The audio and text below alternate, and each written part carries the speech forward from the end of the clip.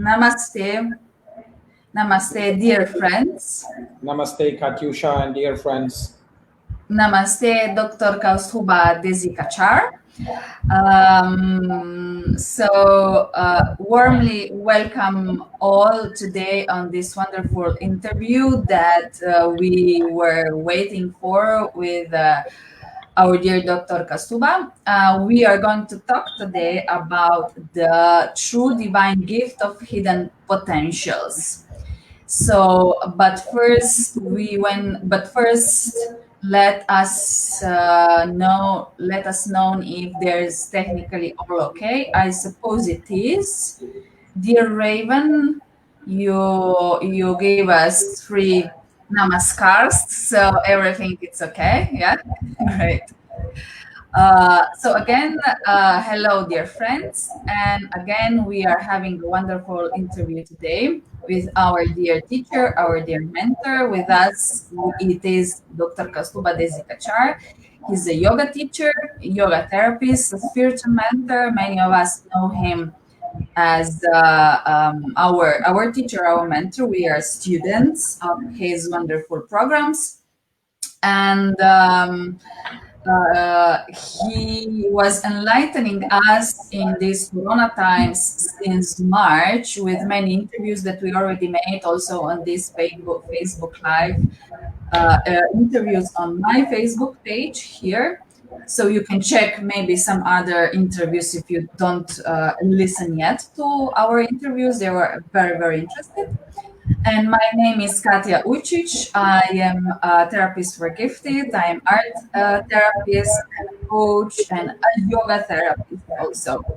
So, I was thinking this morning how many, let's say, good energy was put in these interviews that we have every 2 Saturdays, how Divine is supporting us in having these interviews still with a lot of people here online and later on also listening. And I'm really grateful for all of you that are listening and are following us, and also grateful for our dear mentor. So now I will ask you, Kausthub, do you have anything to add regarding this divine support in our interviews? No, I think you have covered almost everything that is needed to be covered. Actually, the Corona time has been a gift in this way that we have had so many of the interviews. Regularly from already March, we have had many interviews together. And I've also had interviews with some other people also, especially our friend Shailaja, who is also here watching. Hello, Shailaja.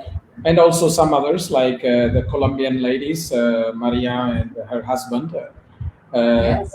So it's been a very good time for us to discuss topics which we probably would not have had discussed if not for this pandemic. So on the positive side, this is very great invisible hand of God.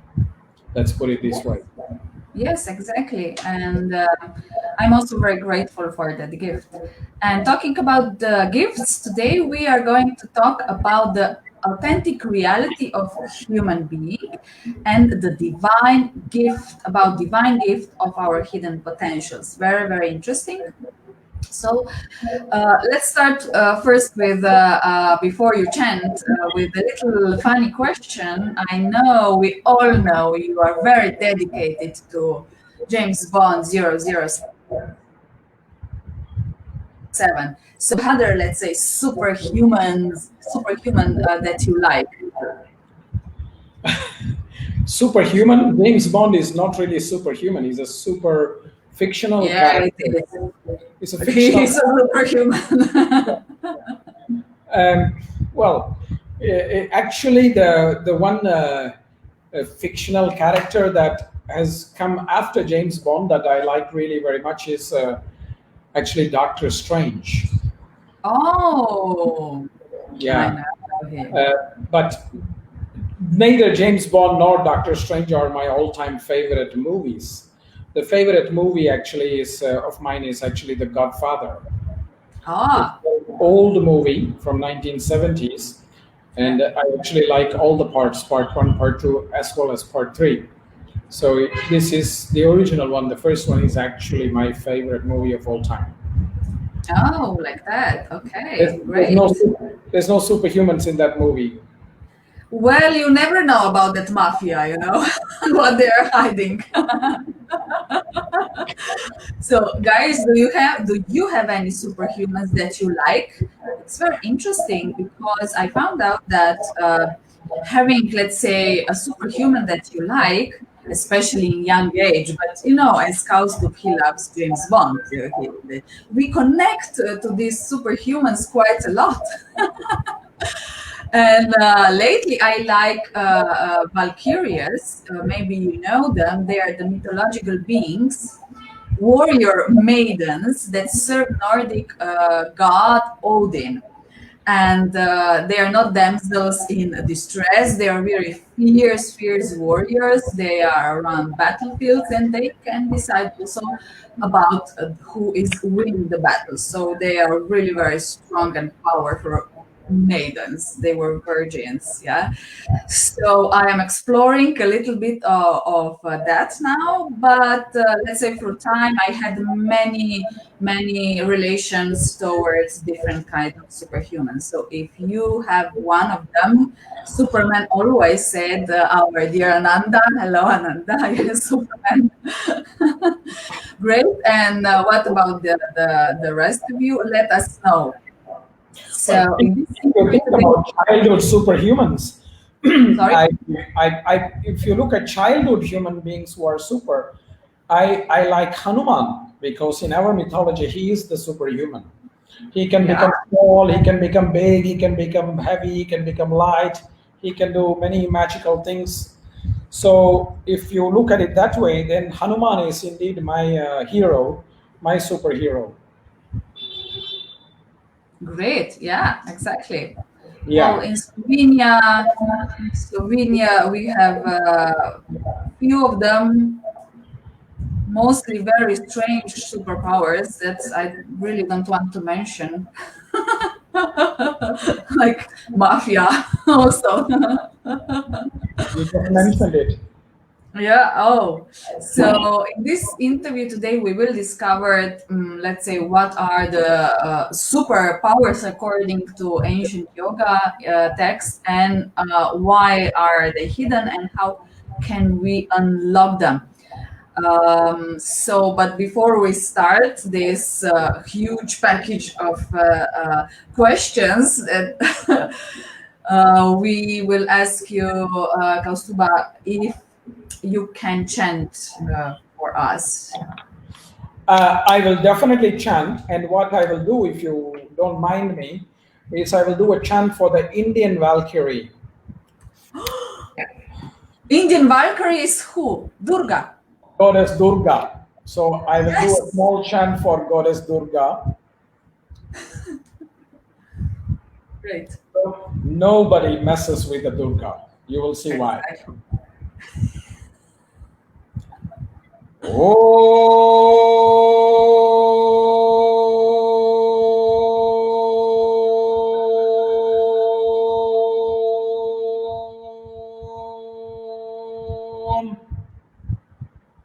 जातवेदसे सुनवाम सोम मराति यतो निदहाति वेदः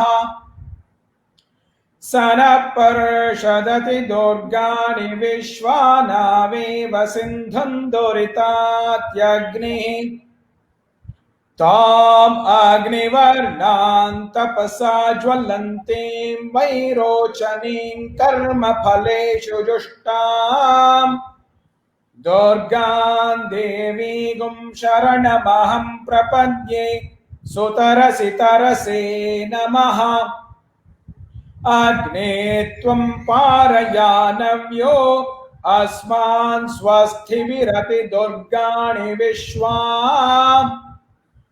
ओश्च पृथ्वे बहुलान उर्वे भवातोकायतनयाय संयोः विश्वानिनो दुर्गः जातवेदः सिन्धुन्ननावा दुरितातिपर्षे अग्ने अत्रिवन्मनसा गृह्णानोऽस्माकं बोध्यविता तनूनाम् प्रतन्नाजितगुं सहमानमुग्रमग्निगुं हुवेम परमत्सधस्तात् स नः पर्षदति दुर्गाणि विश्वा क्षामद्देवो अतिदुरितात्यग्निः प्रत्नोषिकमीढ्यो अध्वरेषु सनाच्च होता नव्यश्च सत्सि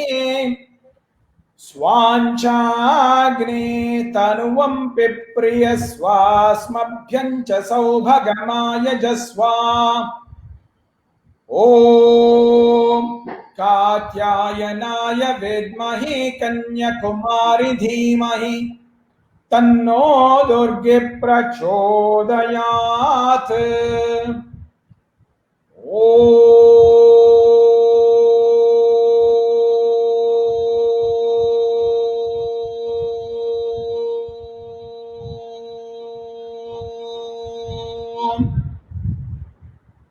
शांति शांति शांति।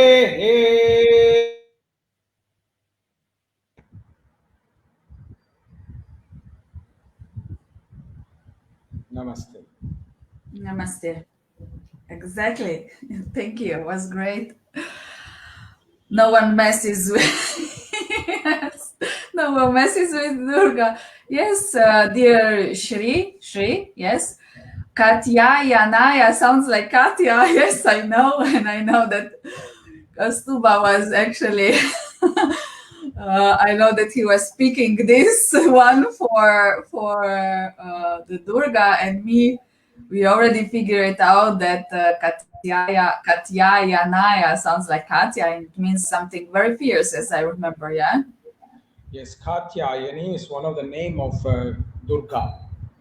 Katyayani, and she is a fierce warrior like you, and that's why nobody likes to be near her, like you too.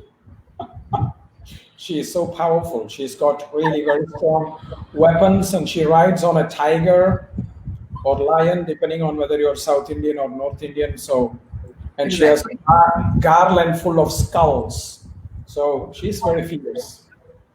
So the next time, my dear friends, this is what we will saw: the garland of skulls and a tiger on one side, on the other a lion, and you will be safe on the other side of this internet for sure. Oh my gosh, yes, she's very fierce. But please, I think that there are some people who wants to be around me. I do think, please, my dear friends, support me in that. Does someone wants to be around me? I'm not afraid to be around you. You know that, so don't worry.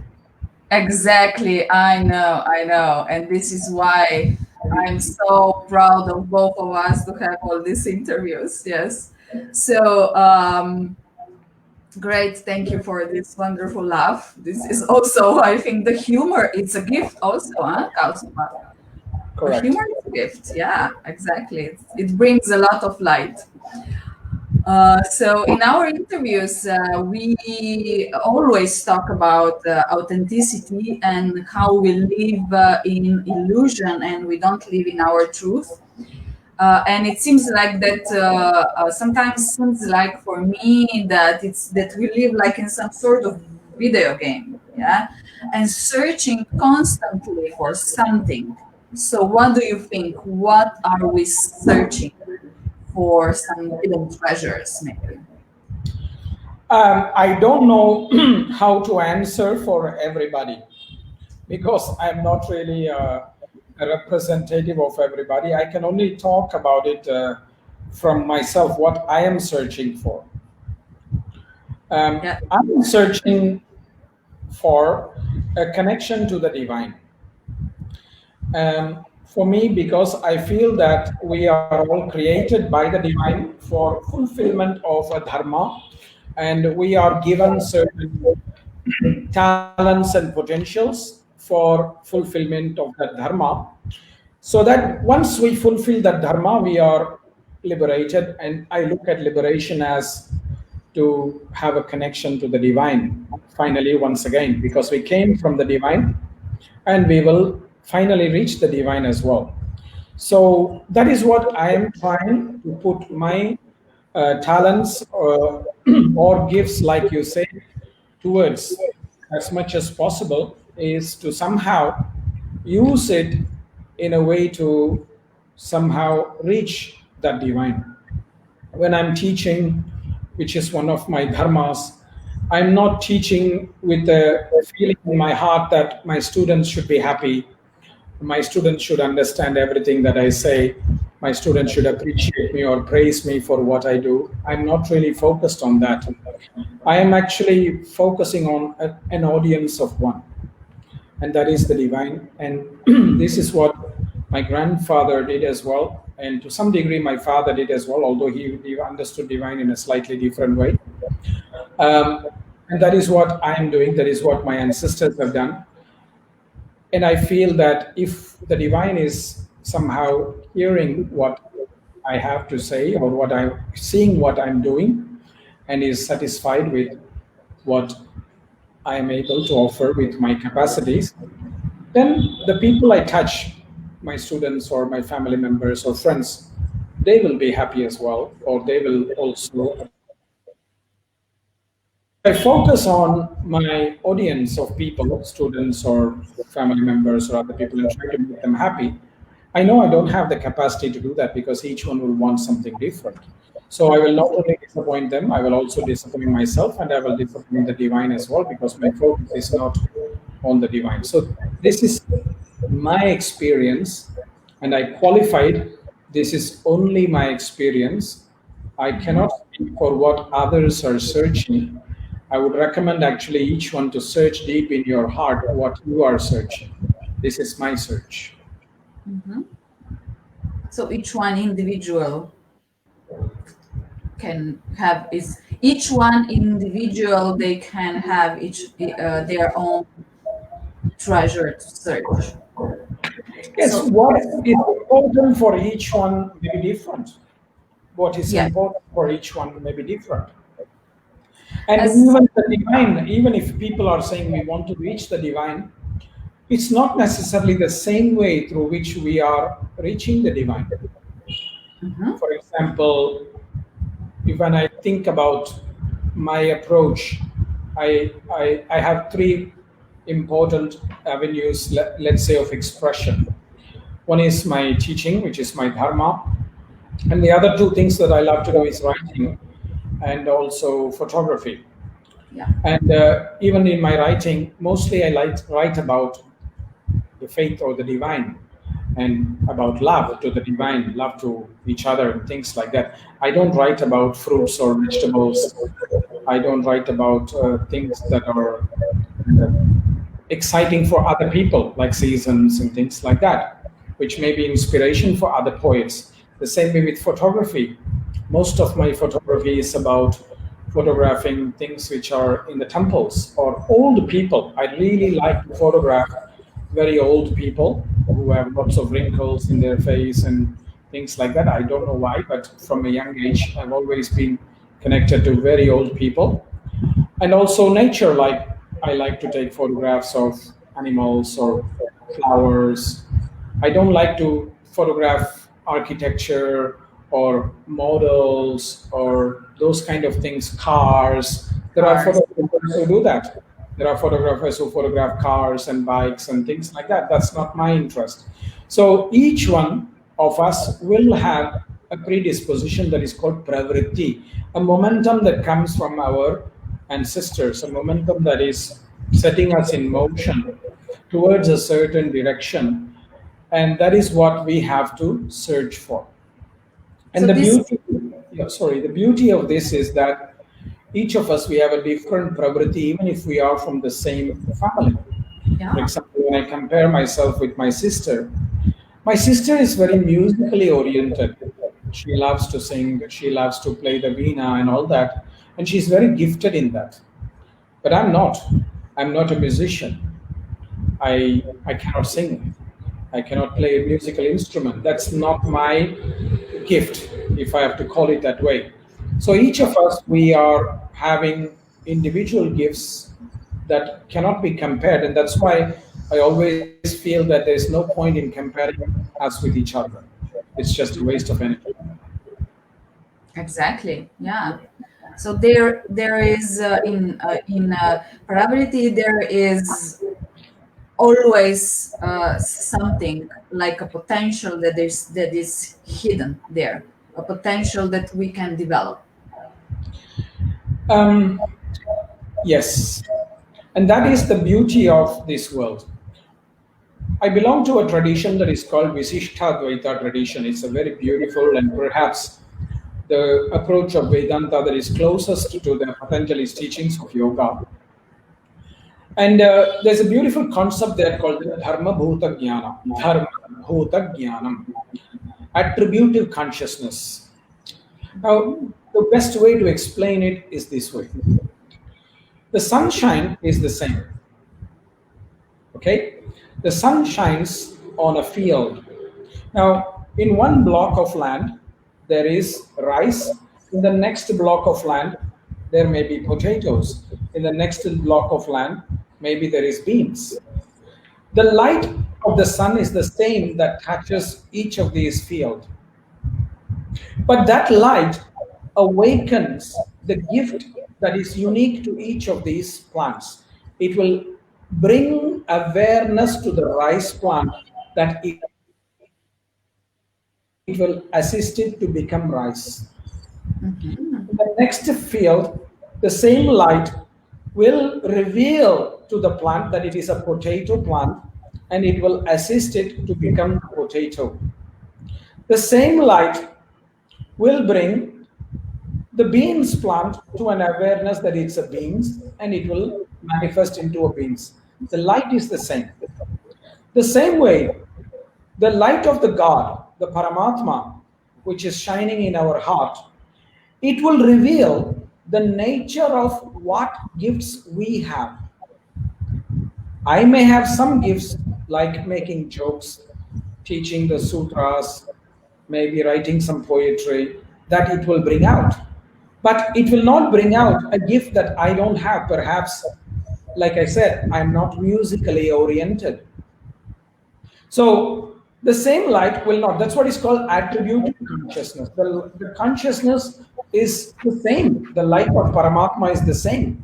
But because of its unique nature, it brings an awareness to the individual consciousness, the Jivatma, what it can become in that body that the Jivatma has been given to fulfill a mission in life.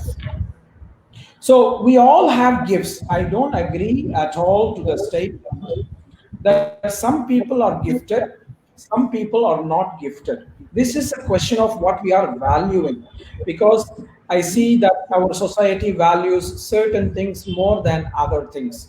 Like if you become an engineer or a doctor, you are more valued. Whereas if you are a taxi driver, it is less valued. That's a question of value. That's not the question of gift. Sometimes, I'm not joking, I feel this deep in my heart, that the rickshaw driver, what we call the tuk-tuk driver, perhaps in some countries, they have a bloody gift to drive so fast and so smoothly within the traffic, which I cannot do. That's a gift. They are able to navigate through that traffic so efficiently, which I in my car, even if I'm given that rickshaw, I would not be able to do. That's a gift. But we don't value that as much as, let's say, somebody who is composing a song or a music, or is a doctor or a healer or something like that. The question of value is different. The question of gift is different. We all have our gifts. We can't forget that. That's why we must never think that we are a superior human being to somebody because we are gifted in one field, because I can guarantee you we are not gifted in another field that somebody else may be gifted in. Exactly. Yes, it's very. As a therapist for gifted, I can find this in my clients. You know, if they are gifted in one field, there is for sure something missing in other fields. So this is what we are exploring. Let's say in my programs, yeah. But this asynchronic development, let's say, you know, also is very, very typical for all of us in the end, you know. So we are somewhere very powerful and somewhere we are not, yeah. So I'm also very powerful in being funny, let's say, and having interviews, but not in works at home, you know, being a housekeeper, not at all. This is And not. here, Sorry. and here, I would like to emphasize the languaging is very important. Um, for example, in English language, like you just said, you said, I am gifted. I am powerful with this gift. In actually in Sanskrit language or in Tamil language, which is my language, or in many Oriental languages like Hindi, etc., we don't say I am gifted because that can somehow boost the ego. We say I have this gift, which is not the same. You are Yeah. not identifying with the gift. You are It's very, saying, I'm very fortunate that I have this gift. It's like I have food. It's not I am food. yeah, yeah, very good. Yeah. So it's a very important thing because the language is very, very important to understand. Many Yes, this people, is very because of the languaging, they kind of become very egoistic.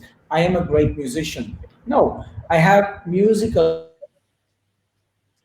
disposition. That's different than saying I am a great musician. yes, this is very, very good. Yeah. And also Yeah. what is everything behind it? It's the ego comes down. Yeah. It's not attached to it. Yeah. Very good. And you So I talked will keep that in my mind. Yeah. Yeah. you talked about movies. There's a Yeah. movie called Captain Marvel. It's a new movie, came about 1 or 2 years ago. There's something, a very profound statement, Yeah. which actually is what we believe in the Vedic tradition as well. In that movie, there is a line which says, "Look, we have given you a gift. We can take it away." It's the Yeah. same way God will tell us. God will remind us, "Hey, I have given you a gift. I can take it away." So don't be arrogant Yeah. that this is your gift. This is a This is gift I have given you to Mhm. use for a particular dharma. Use it. Don't think that this is you so great. Yeah, exactly. Wow. It can also be taken away. Of course, Yeah. it can be taken away. Of course. Yeah. It Look at can. Yeah. many of the football players, they have such a great gift, and then they get into drug addiction or they get into accidents and they cannot play anymore because they become too arrogant. Maybe they're drinking in a party and then suddenly they fall down and get a knee fracture or something like that. They cannot play. But I said they're grateful and gratitude, gracious that they have this gift for a particular dharma to win the game for their country, for their club, for their whatever. If they play it that way, they will be more careful, more disciplined, and with less ego. So gift Yes. should not be converted to ego. Yeah. This needs to be really separated and see that like, and this is very good. So, why do you think, as you know, I can see in myself and also in my clients that we need, in order to find that treasure, in order to, let's say, feel and connect to our potentials, we need to go through certain personal journey. You know, let's say we go into the dark cave and then we bring the treasure out. It's very mythical, but actually it is true in daily life, you know, in our life. So why do you think this journey is necessary? It's a metaphoric thing. The journey is very simple. The dark cave is the cave of the heart, where there is that little light of the divine. Brahmavidapnoti param tadeshabhyukta satyam jnanamanantam brahma yo veda nihitam guhayam parame vyoman. Guha means a cave. That cave in the heart is where the divine is existing. We need to retrieve that because the gift is not in your body, it's not in your ego, it is not anywhere else. It is coming from the heart.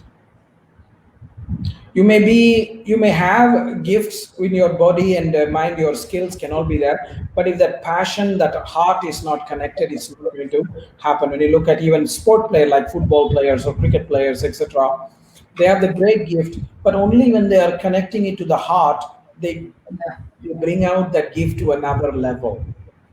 There are great musicians who sing with passion from their heart. They are not performing for the audience in the show. They are performing for the divine in their heart. That's when they take their gift to an alternative level. Yes. Good. To an alternative level. That's why those kind of gifts, we must not do it as a performance to an audience of people and always looking whether others are appreciating or criticizing or things like that. We must do it from a place of passion, and that is the connection that is missing in many of us who do not express their gifts, because we have switched away from the heart to the mind. We have become a very mind dominant culture these days in the modern era. And we need to trace that journey back to the heart. When you look at most things in nature, like animals, plants, they function from their heart, not from their brains all the time. Of course, they use their brains, the animals, in certain moments, but most of the time they are connected deep into their hearts. And we can, let's say, in musicians, we can experience and we can feel the difference. With someone is just performing, or someone is really there connecting to the heart and to the divine. You can see that, and feel that. Exactly. And you can see the same in any field. Yeah, exactly. So as Aurelie, I can see here, she put it, we often confuse our potential and our ego. This is very, very true. And Valerie said, and when you act from heart, you can touch people. Exactly. Yes, thank you, Valerie. So let's say when it looks like many times, and also in mythology and legends, that our potentials became alive, or let's say our powers, they become alive when we are in danger, or when our life is in challenge. So why is that like that? Why is this like that? There's a couple of things that happens in this moment of challenges. I can share this from my own personal experience. One of the things that happen when you are challenged is that most of the stupid people around you abandon you, and that is so great, because then you are decluttering. The challenge declutters. For example, when I was challenged in my life, there are many people who abandoned me because I was challenged. I was not so-called useful for them anymore. So in that way, when you are decluttering, you hear lesser opinions, lesser expectations, and therefore it gives a little bit of sense of silence, and you are able to listen to your own inner voice. And that's the second thing, which is that when challenges are coming, your priorities come up. You know what is your priority. You know what is your priority only when things are challenging. Look at the pandemic period. I mean, honestly, I'm always surrounded by a number of people, but during the pandemic period, I've only been in contact with the people who matter the most. Not everybody, and So your priorities become clear. Okay, I know this person is important for me and I am important for this person. So let that be clear. So your priorities become clear in life. And this applies to many other things as well. Even what you look at your own life. I could have sat and watched TV, but I decided to do otherwise, which is to write. Yeah. So your priorities become clear. And that's two things. And then there is a third thing, which is that when you are challenged, there is a surge of energy that comes to your system for the sake of survival. So, in a way, the challenge is a magnet for energy because you need to survive. And so, there is a surge of energy that comes which is assisting you to survive. Now, while that surge of energy is assisting you to survive, it's not only lighting up that part of you that is wanting to survive, but also that light is touching, that energy is touching some layers of your subconscious structures where there are seed potentials and gifts. So, in some way, it's a healthy side effect that while you are dealing with your challenges, that energy is also waking up some of your hidden potentials. So that's why I strongly believe that challenges are not always bad. They are very good. And it's also very important for me to remind myself and all the students I meet is that we must not only surround ourselves with people who are yes people, who just say yes to satisfy you, to praise you. You're so great, you're so great, you're so great, you're so great. Those are the people who you don't need to surround yourself with. You have to surround yourself with people who will not be afraid to challenge you when especially you're not in the right path. So you must not also choose people who are only saying comfortable, sweet words to you because that will make you comfortably numb. You need to surround yourself with people who will not be afraid to challenge you only when there is a need to challenge, not because their ego is so strong that they want to push you down. They are Yeah. challenging you for your growth. And that is why I always say challenge is not always bad. Adversity is not always bad. Yeah. There's light in that as well because the light that we will generate for survival will wake up, will shine brightly on subconscious seeds, subconscious potential that we have not been paying attention to because we have just been busy distracted. The seeds, the gifts will rise. So that's why these three things I feel are very, Yeah. very essential reasons or why adversity brings out sometimes the gifts in us. Wow. This makes me think as I was reflecting to myself that maybe, subconsciously we are procrastinating in order to go into deeper challenge, in order to, let's say, have this energy and then, have this light in us that can bring up potentials. It's like some sort of subconscious knowing, which is really very, yeah.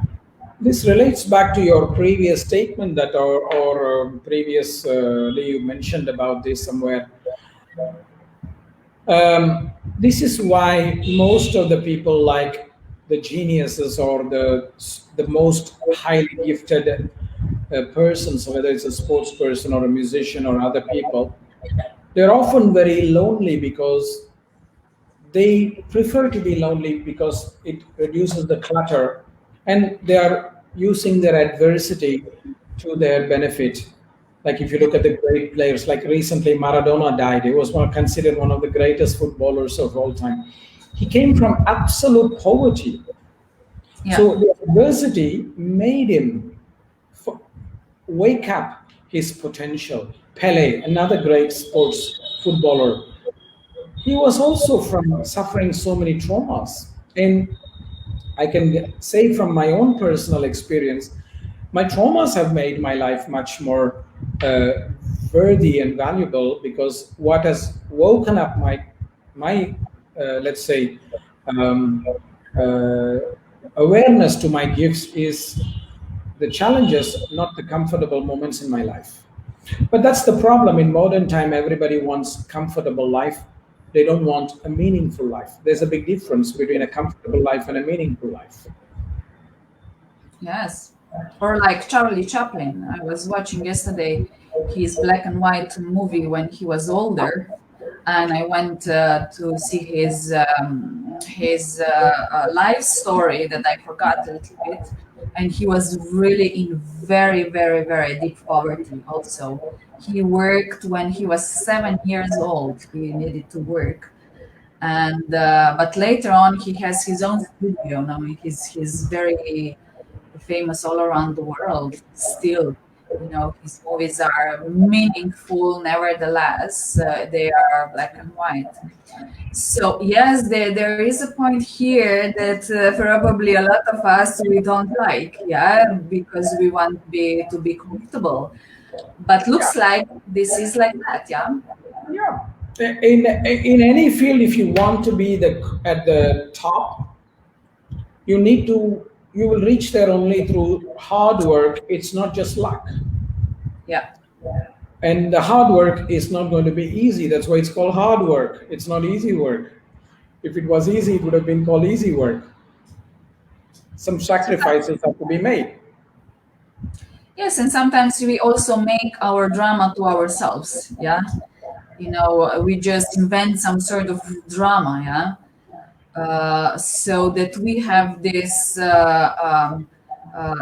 let's say, this feeling of this energy that makes us alive. I can observe this in me and also in clients. You know that there is this connection. I think that it would be nice to harvest this energy in some other way. But we are going to talk about this also in this interview. So, Kausthub, do you think that, let's say, once we are connected to our gift, yeah, and or we already know it, maybe some people, some children, they know it from the beginning, you know, some like me, I discovered it later in my old age, yeah. I knew that was funny from I was a child, yeah. But a different gift that I had, it was I discovered later. So, do we need to leave everything, to drop everything, and just to go and feel this dharma of this gift? Leave everything we planned, let's say, for our life. It's a very interesting word because you use the word plan. You can't plan your gift. Plan our life, like, You for can't, example. we can't plan our life because there are so many unpredictable things that happen in life. Like Yeah. this year, we have this pandemic, it's unpredictable. So we have to go along with the flow. And just because we have a gift, don't assume that the gift will always flow smoothly, Yeah. and it will flow continuously again and again and again. Yeah. For example, if you take the concept of writing, I cannot generate poem every 2 hours because I say, oh, I'm a writer, I should be able to write poems every 2 hours. The inspiration has to come. And that inspiration will only come when we are connected to the heart. When you look at this great lady called Elizabeth Gilbert, who wrote the book Eat, Pray, Love, which was a great success. But then what happened? The modern publishers, they want to make more money, so they made her write the second book and the third book, which not Yes. many people even remember because she could not reproduce the success of her first book. So just because we have a gift, it doesn't mean that we are going to produce again and again the same kind of things. And that's different. For example, uh, a certain flowers will only blossom in a certain season. In 1 year, maybe you will get 20 flowers from that plant. 1 year, maybe you will get 5 flowers from the plant, but it will still be the same flower. So you have to accept it that, the gift, just because it means that we have a potential or a talent, it doesn't mean that we will always be at the peak. If we are able to achieve a consistent amount of success over our lifetime, that's enough. Just because you are a creative person like a writer or a musician or an artist, it doesn't mean that you are going to generate one painting per day or one song per day for the rest of your life. It's not how reality works. We have to accept that there are moments where there may be some blockages, because there are moments in life where we are not always connected to the deep divine inside our heart. And that is rational, that is logical, it's possible. So that's why it's very important to understand that the gifts need not flow all the time.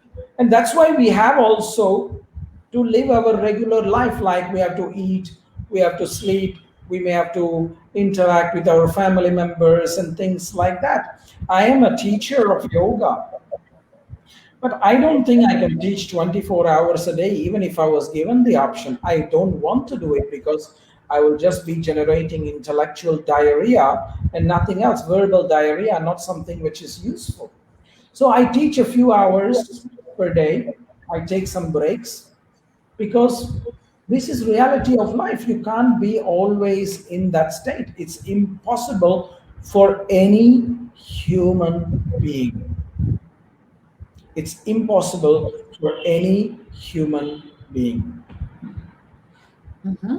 Well, as I can observe, let's say, in myself and also in my clients, it's like that this flow comes and goes, yes, like sea, but it's this, and when the wave goes back, it's some sort of, let's say, a retreat in terms of okay, I am going first to rest because I have this flow of creativity, of creation constantly, of this gift can be also quite demanding. So first is to rest, and then it's also that you go into some sort of space where there are all possibilities. So you can have even more informations that you even don't know they are coming and they are there, and then you can again create. So how I see it also, but this is for maybe for another interview sometimes later on, is that we have some sort of circle, or also in a creative circle, also in our subconscious, an energy that works like that. And once it is understood, we can say, okay, it's creative blockage, it's blocked at that moment, but could be also we go into some sort of rest and vacuum and avoid that everything is possible, and again we create. So it's even maybe sometimes more important, to go back and then to go again. This is what is natural. It's If you look at nature, the same. The plants are not giving you fruits all the time. There is a season for it. And at other season, the plants let go of the leaves, let go of the flowers, everything, so that it's just in a bare minimum structure to sustain itself. And then the spring comes and then it starts its life once again. Next year, the same thing happens. And that is exactly also what happens with our creativity or our gifts, whatever they may be, that at some point we need to rest, we need to withdraw, so that the next time can be better.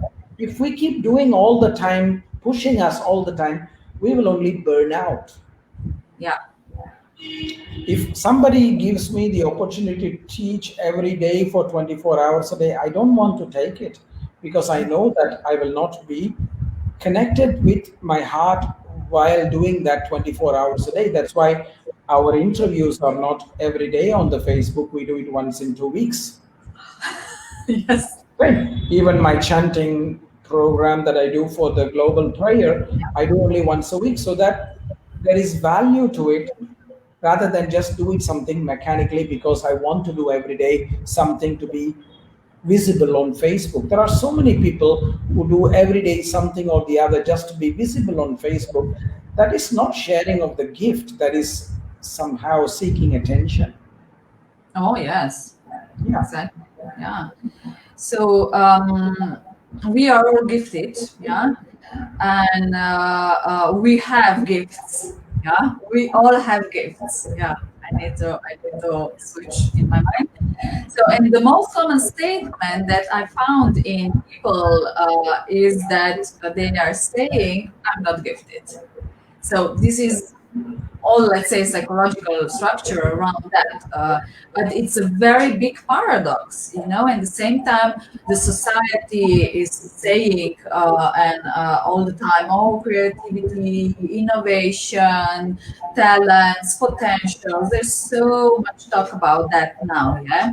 But at the same time, in school, let's say, they are pushing children down in jobs, they are pushing children down communities, society, pushing us all adults also down in order to be stay low, to be obedient, and to be, let's say, good citizens and good children in school. And we don't have any opportunity to first recognize the gift and stay and embrace the gift, which is really, really very, very, very important. This is why because of my own experience of being having a gift, yeah, I was it took me decades actually to accept it. Yes, and embracing the gift, it's a big, big problem. And then actually to put yourself in the position that you can do any, that you can create from that gift. Yeah. So what can we do about that? It looks like the system is very paradoxical. On one side down, on one side mouthful of yeah, yeah, yeah, innovation, creativity, talents. It comes back to that concept that I shared with you about what we call the valuing of the gift. We don't value everything in the same way. We just give different values, and some things we don't think it's valuable, but we don't because we are brainwashed that some things are better than the others. When you look today in society, we are willing to pay millions and millions of dollars to sport personalities who entertain us on TV, Yes. actors who entertain us on TV. But we are hesitating to raise the salaries of school teachers because the teaching job is not considered as valuable or as gift as something of a gift compared to kicking a football. That's a question of value because I feel that a, a teacher, her teaching profession as well, but it's not valued the same way. That is what we have to change. How we look at valuing people. When you look at somebody like a nurse who is taking care of patients, who is giving so much energy to the patients, they are paid much less than a doctor is paid, even though they are working much more harder on the patients. Now, somehow that imbalance is coming because one is valued more than the other, which is a sad thing. And I think that is where we need to start reflecting, each of us, about how we value things in our society. Maybe the cable guy has great gift of fixing the electronics so Yes, quickly, which we don't have. We have to exactly. value that when he or she comes to our house to put Mhm. that, say a few nice words and things like that. And that is what we need to do. We need to start reevaluating what is valuable and what is not valuable and start looking at things differently. And when children show some potential, we need to somehow encourage that potential rather than say, no, don't do that because that won't earn you so much money, but do a doctor or lawyer's degree, that'll earn you much more money. That's what we have to start changing. Yes, exactly. Or don't paint or don't mess your hands with, let's say, clay because you will be dirty or something like that. So yes, also many gifts that are I encounter in my practice is that are gifts that people are just, wow, I didn't know this is actually giftedness. Yes, but it is also teaching yoga. I found out this in many of my clients, also teaching yoga and have this connection in the heart when teaching yoga, that the person actually become another person, let's say, yeah. And you can clearly see the something is entering when a person is teaching yoga, you know. Also in my own experience, I encountered that in, you know, I just know divine is in that point entering in my heart, and I know this would be, let's say, a great practice or a great session or a great program. Yeah. So it's all that we should consider as giftedness. It's not just like, as you said, being top in mathematics or astronomy or physics. It's not that. These are just something that it's more visible. Yeah. Yeah. So in my opinion, as I can observe people, is that most, let's say, genius people or people that are gifted, they have giftedness, are and they are in extreme. Yeah, they are lonely people, or they can be crazy revolutionaries, or they will be perceived as Durga, or they could be perceived as having mental illnesses, you know. This is when we are talking really about people who are on really very, let's say, high level of giftedness in mentality, but they are also in creativity. Many of artists were like that, like Vincent van Gogh, yeah. But unfortunately, a lot of us, we hide these potentials, you know. We would rather, let's say, die than to express these potentials. So this energy of putting our potential down is really very, very, very huge. So in order to hide it, we really make very crazy mechanisms. One of them, of course, is I'm not gifted. Yeah, I don't have gifts. Yeah, and we don't allow ourselves to connect to the gift and to express it. So what can we do regarding that? So it's really a big pain. Yeah.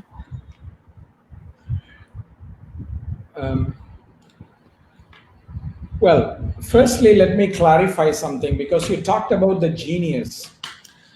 The actual origin of the word genius, which comes from the Latin word, is actually translating to the idea that there is an attendant spirit being present from one's birth. That means these people are not alone.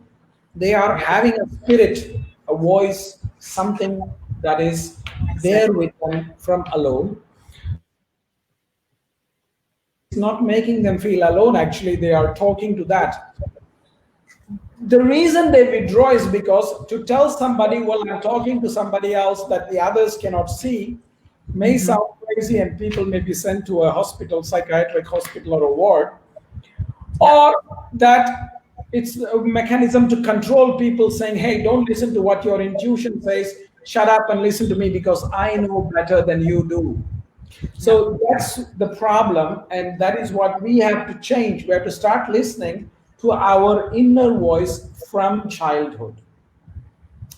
Now, because we are brainwashed so much not to listen to that inner voice, it's going to be a little bit of a struggle for us to reorient that and to start listening, paying attention to that intuitive feelings that come from our heart. And that is basically what we need to do. So in some way, that's what I strongly believe, that yoga must be a tool, one of the tools, it is one of the tools that help us to reconnect with that spirit in our heart, so that we can listen to that voice, so that we are not alone, and follow and allow our potential to direct, to flow freely. Yoga is not about flexibility and making the body skinny or the butt more sexy like most modern people are practicing. That's not yoga, that's exercise. If you want to practice yoga like that, do it, but don't call it yoga. That's gymnastics, that's physical exercise. You're abusing yoga if you call that as yoga. The yoga is about connecting to our inner intuitive light, which we all have. God is not discriminative.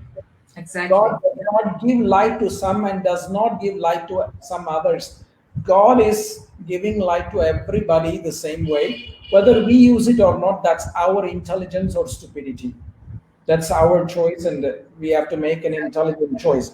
So that is what I feel we need to do, is somehow start turning our minds inward, our towards our heart, so that we can listen to that intuitive voice. That is basically what we need to do, and that's going to be a struggle because we are not used to it firstly, and we don't believe that it is possible. We have all this confusion, all this doubt, but we sustain it on a daily basis.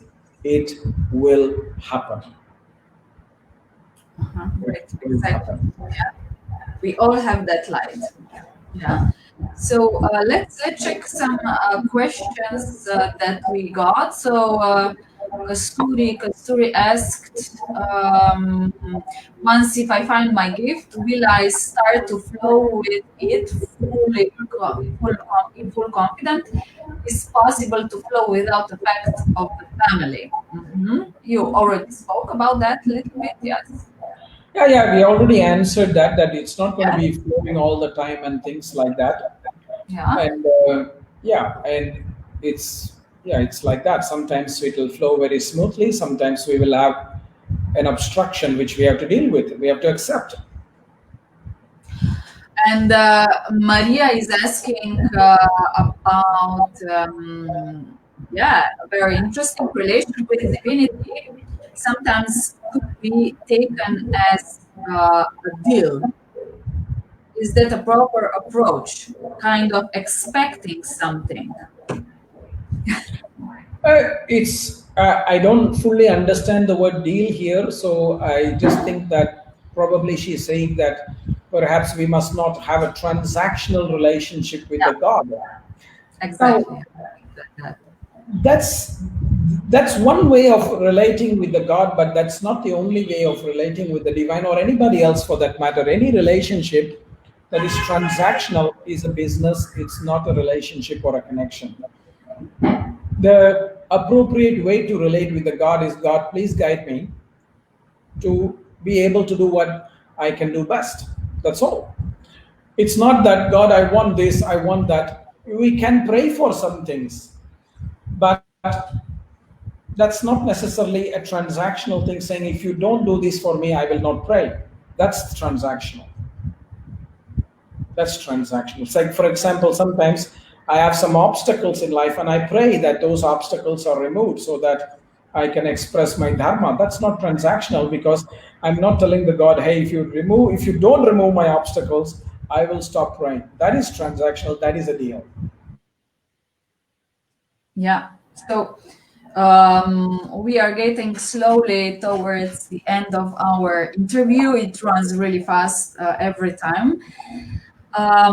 We have just one question from Shaila Ja. Is there anything we can consciously do so our gifts may be expressed from the seed potential? I think I just answered it a few moments ago about Yeah. using spiritual techniques or spiritual paths like yoga to allow our mind to turn inward to our heart so that we connect with the light of the heart through which all these things will. It's like, that's why I talked about the cave. Think about it like a cave as a room that you have in your house that is very dark. The light has not worked for many years. You've not uh, managed to fix the bulb for many, many years. So you forgot even what is there. That's what happens to us. When we were children, we expressed all our gifts. Our potential is already visible at the time when we are children. But somehow we forgot that there is there because we forgot to shine the light there in that room. So when you suddenly switch on the light in the room, suddenly you take the effort to change the bulb. Suddenly the room lights up, and then you say, "Oh my God, I have this! Oh my God, I have that! Oh my God, I have this!" The same thing will happen when we practice yoga in the appropriate manner, in the healthy manner, where we turn the mind inward, so that we connect with the light, so that the light can shine in those areas where we have ignored to light up. We are trying to light up outside. We don't need to, because the sun already lights up the outside. We need to light up the inside. That's what we need to do. Exactly, and I will take this little moment in our interview also to give you an opportunity, my dear friends, to light up these gifts and connect to the gifts in my program that I prepared for the next 6 months, which is called a Switch on Your Higher Intelligence. Exactly what actually we were talking about now. We were putting the light on the seeds of potentials. We will connect to our inner genius. Nevertheless, if you don't feel you have gifts, I'm sure in the end of this 6 months program, you will know at least something, and you will be more for sure liberated of yourself putting yourself down. So I will put some information in this post if you're interested. Many of you already signed up, not so many because I do it will be very limited space because I do personal approach, but many of you already experienced this. So in other workshops, also the workshop we had in with Kausthub, I think it was a month ago.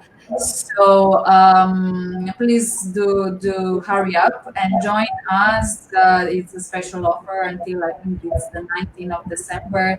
So it's a very nice opportunity for you to explore these gifts and connect to the gifts.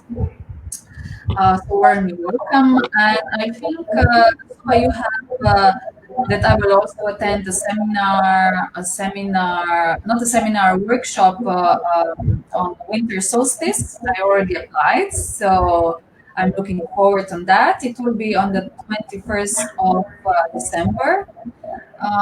So we warmly welcome dear friends also on that workshop, yeah, with Kausthub. So in the end, maybe there's a little question, Kausthub, that I can answer, that I can question you. You can answer as you want. It's a personal question. If you can share your story about how did you connect to your inner gifts and your inner genius is genius. Well, normally I don't share these kind of stories because it's too personal. But let me tell you in a very simple way. A simple summary. There is a time in my childhood where I have been very connected to my faith, my connection to the divine, very strong, unshakable. And it was probably the time where I was very happy and very joyful and connected to the gifts that God has bestowed on me. However, there came a second part of my life, a second stage in our life, a little bubble since I was a teenager till some years ago, where because of the wonderful traumas that I had, I completely withdraw and probably was not connected to my gifts as much as I should.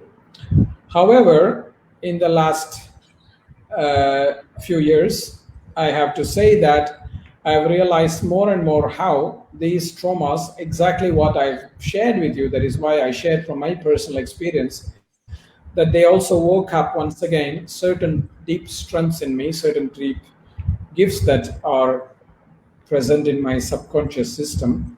So the expression is starting to, let's say, revive once again, and it is still evolving.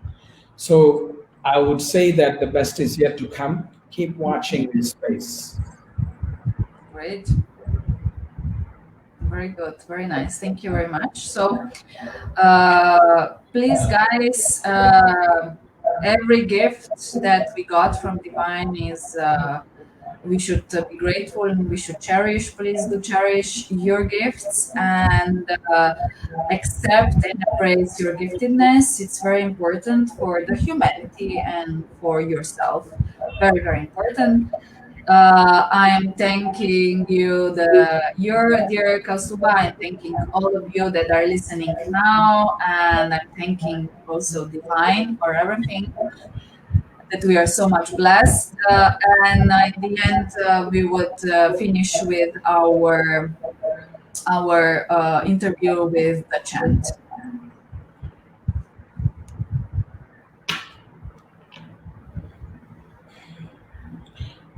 Since we do a warrior chant in the beginning, we should do a peace chant towards the end.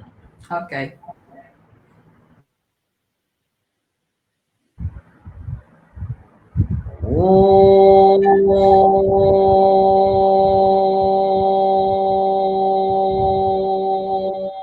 Om Tachayyoravranīmahe Gatayajñāya Gatayajñapataye Daive swasthirastu naha swasthirmanushebhyaha urdhvan jighatu bheshajam Shanno asto dvipade Shanchatushpade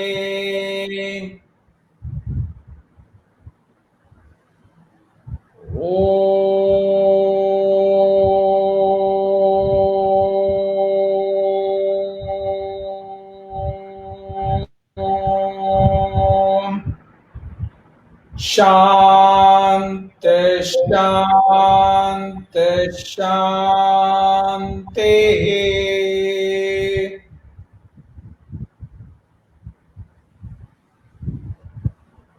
Namaste, friends. Namaste. Tomorrow I also have a live interview with a Colombian lady, Maria, at 7 o'clock India time. So if people would like to join, I think that would be about 2:30 in the afternoon for Europeans. So you can calculate the time like that. So namaste. Great. We will join.